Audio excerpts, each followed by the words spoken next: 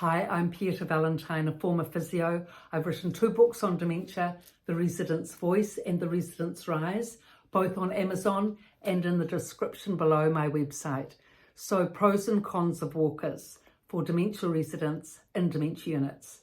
Some people, of course, need walkers, but one of the big disadvantages with present memory loss is that they're always getting lost, and staff whip the walker away at meals, and then the resident after lunch looks for their walker, can't find it, and they're stranded until a staff member can both find them and return them to the dementia resident.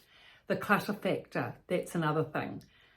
They're big objects, walkers, and in front of the TV you've got 10, 15 people with walkers sitting and watching the TV, and people just can't get by. It's just too cluttered, especially for the disabled walkers, the ones that can't walk as well, that can walk but they're unstable on their feet.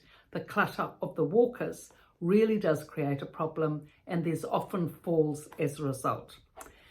Now, in terms of the walkers, it's important to make them identifiable so that when and if the dementia resident is trying to find the walker, at least if it's got a ribbon or their name or a favourite ornament, something on it that's recognisable to them, they're more likely to find it, and staff also more likely to find it, to return it.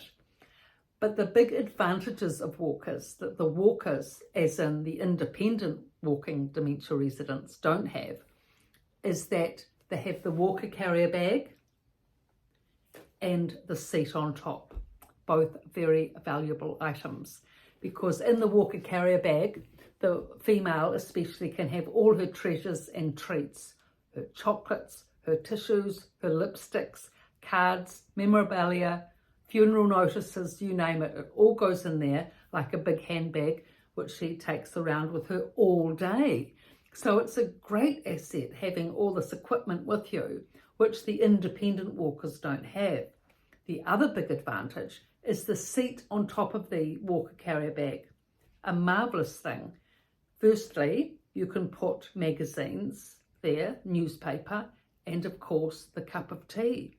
When the cup of tea and cake comes, morning and afternoon tea, you've got this lovely little table on top of your walker to have it. Whereas the independent walkers either have it on their knee, which is never really safe because if they nod off or forget about it, tea goes everywhere, or another table has to be drawn up amidst the crowds of walkers. So it's often difficult to find space to get a table in for the independent walkers.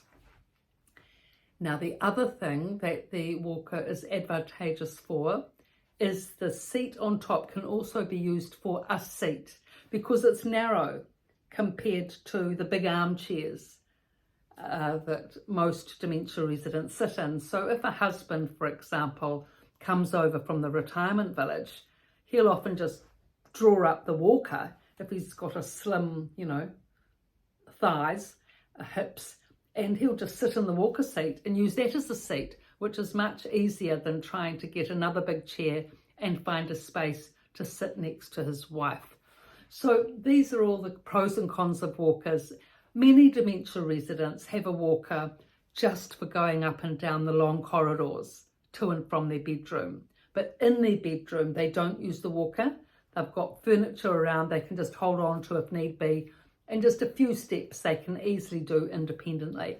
So it's good not to encourage dependency on the walker. It's good for dementia residents to walk without the aid of the walker now and then at least, so that when you're coming for the visit, take your mother for a walk, either arm in arm, which is always nice because then they get to stand up and straighten out their posture and see the world, rather than going along on a walker. Chances are all you're going to see is the carpet. Whereas if you're standing up and you can see the big wide world, you can connect a lot more easily and say hello, good morning, goodbye, whatever, greeting everyone. Those people that are independent walkers, stand up straight, have the confidence, they're definitely the ones that will meet and greet the other residents throughout the day.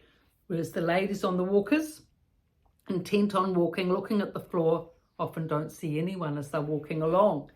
So encourage your mother to go for walks with you arm in arm, or also walking along the corridor holding onto the rail. They can still stand up and see everyone, and it's good support. That's another thing that can be practiced. So all these aspects of walkers and their pros and cons I've written about in the 2 books, The Residence Rise, and